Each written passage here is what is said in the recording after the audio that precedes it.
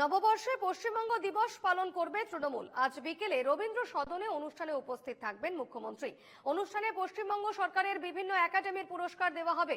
অনুষ্ঠানে উপস্থিত থাকবেন তথ্য ও সংস্কৃতি বিভাগের মন্ত্রী ইন্দ্রনীল সেন।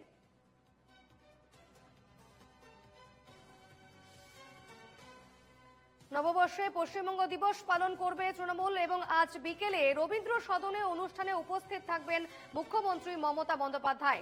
অনুষ্ঠানে পশ্চিমবঙ্গ সরকারের বিভিন্ন একাডেমির পুরস্কার দেওয়া হবে। অনুষ্ঠানে উপস্থিত থাকবেন তথ্য ও সংস্কৃতি বিভাগের মন্ত্রী ইন্দ্রনীল সেন।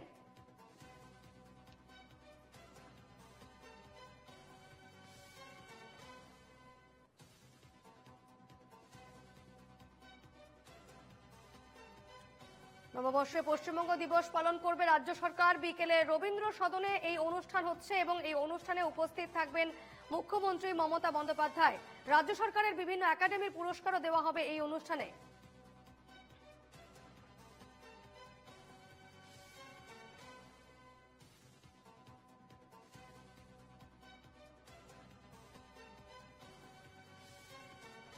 আমাদের সঙ্গে এই মুহূর্তে টেলিফোনে রয়েছেন প্রতিনিধি রণজয় মুখোপাধ্যায়। রণজয়, আজ রবীন্দ্র সদনে পশ্চিমবঙ্গ দিবস পালন করতে চলেছে রাজ্য সরকার, কি তথ্য এই মুহূর্তে?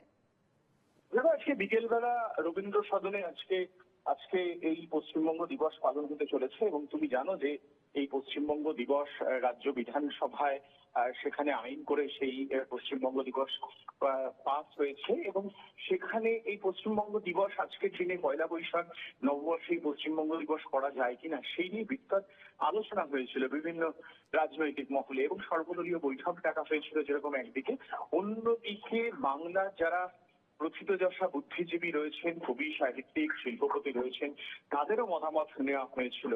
তাদের সরাসরি নবান্নে ডেকে মুখ্যমন্ত্রী মমতা বন্দ্যোপাধ্যায় সেই সময় তাদের মতামত নিয়েছিলেন এবং সর্বজন সমন্বয়ের ভিত্তিতেই সকলের মতামতের ভিত্তিতে এই পশ্চিমবঙ্গ দিবস সেটা স্বীকৃতি পায়, সরকারি স্বীকৃতি পায় এবং সেই জায়গা থেকে আজকে নববর্ষের দিন পয়লা বৈশাখের দিনে পশ্চিমবঙ্গ দিবসের আজকে আয়োজন করা হয়েছে। বিকেল বেলায় আজকে রবীন্দ্র সদনে এই পশ্চিমবঙ্গ দিবস পালিত হবে। ইন্দ্রনীল সেন, ব্রাত্য বসু সহ মন্ত্রীরা এবং সমাজের যারা বুদ্ধিজীবী রয়েছেন তারাও উপস্থিত থাকবেন আজকে রাজ্য সরকারের উদ্যোগে পালিত হতে যাওয়া এই পশ্চিমবঙ্গ দিবসে। বেশ, অবশ্যই এদিকে নজর থাকবে। ধন্যবাদ রণজয়।